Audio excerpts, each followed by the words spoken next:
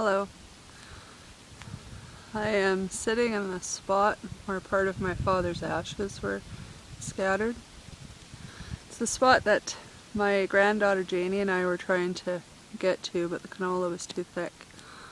I'll show you the canola now.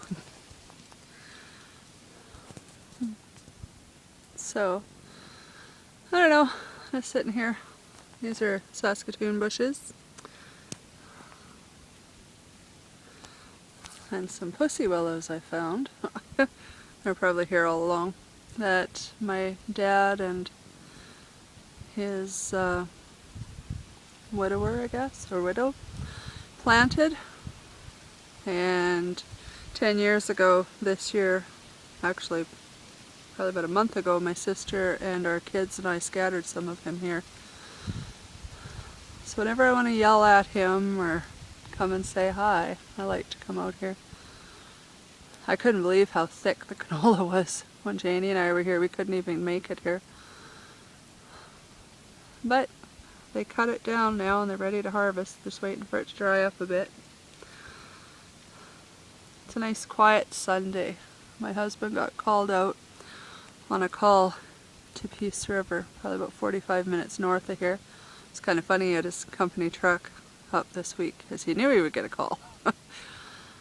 So he's gone, and I'm done about all the cleaning and packing that I can for the winter, so I thought I would walk around the farm and try and find spots like this.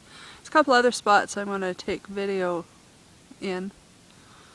Maybe talk about my spirituality a little.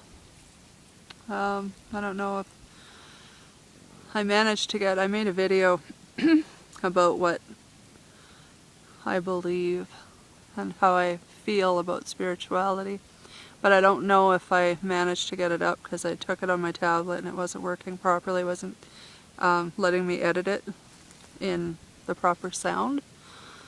So basically I am a pantheist. I practice folk magic, but mostly the forms of mantras. I use, basically all my work is done with a black candle and mala beads, 108 beads that I just repeat mantras with. And it's been very successful for me, so I kind of just stick to that. I keep herbs and other things of that nature, more out of learning medicinal properties and things like that. I wouldn't call myself a witch. I'm more of a pantheist. I don't believe in gods or goddesses, like, of any kind. I believe that they exist in a form of energy masses. And just that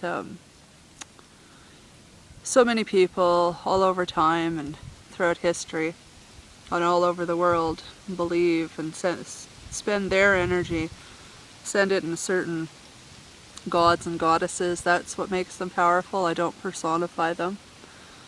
I believe we're just all a part of this universe or multiverses or whatever the hell it is. I don't know. I believe wholeheartedly in spirits. I have heard, felt, seen, talked to spirits throughout my whole life. I think the first time I ever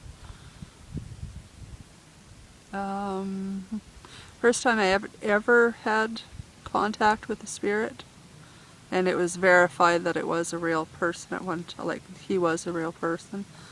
It was probably when I was about 10 or 11. Since then, yeah, my daughter, she has, I believe it's a gift. She is scared of it. She doesn't want to admit that it's real. She can see, hear, feel. She can sense things that are going to happen. She has abilities, I guess. She's seen spirits everywhere we've lived from the time she was probably 2 She didn't sleep alone in her room until she was almost 7 because she kept seeing and hearing things. And now she's a funeral director of all things. I keep teasing her about that. Oh, I have twin moths just hanging out. 3 of them now. I'll turn you around. It's flying over the canola. Oh, I love being here. But until we can live here permanently, we just gotta get her all worked up, or worked out for the winter. The sun's bright. It's a nice day, I shouldn't complain. It's been really cold at night sometimes. We had,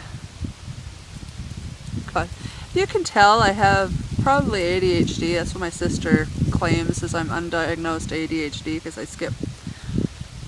Oh, there's a bird. I skip topics really well. She's an educator, so she can kind of,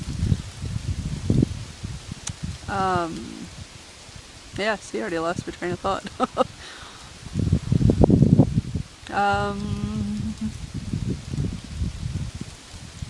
Yeah, my daughter, anyway, back to the topic of my daughter and her abilities. I've interacted with spirits all my life. She has had the gift of seeing them all her life, from earlier than I remember. Like earlier in life than I did, I guess. Yeah, I remember being, well, cripe, she was what, 6? Yeah, 5 or 6, and she had a little friend that would try and play with her in the basement when she'd go and change laundry over for me.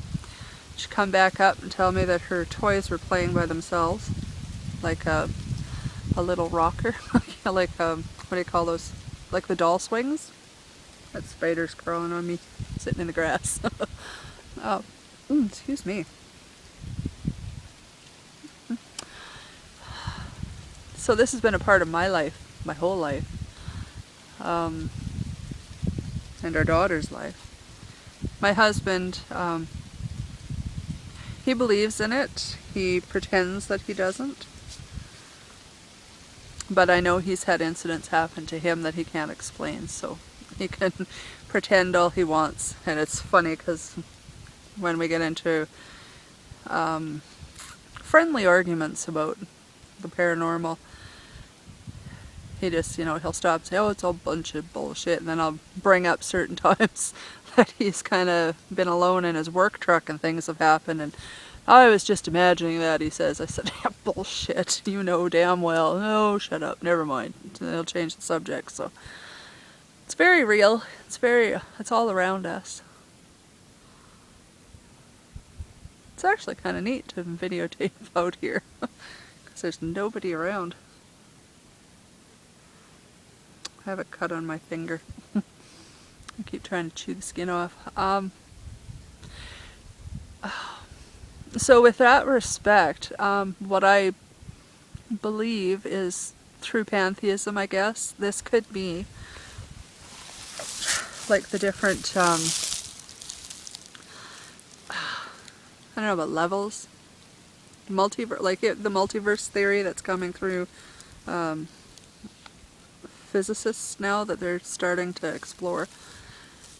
I believe that the whole spiritual dimensions might be a part of that.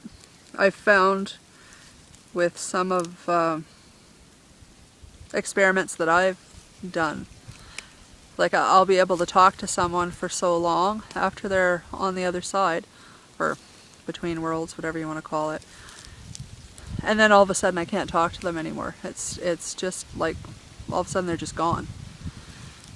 And I think what might happen is they might decide to stay kind of in between the worlds for a little bit and then they move on. I never really understood that whole concept of like crossing over and moving forward, but it makes sense because, when you talk to certain people that have died, I guess, not really crossed over yet, but died, and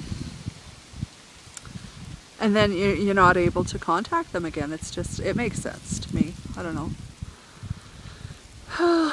I could go on for days about this because, like I said, I've had so many experiences when it comes to the paranormal that there's no doubt in my mind that there's something, but I don't believe it's gods or goddesses or anything like that. So anyway, I'm going to sign off now. I'm going to talk to my dad for a bit.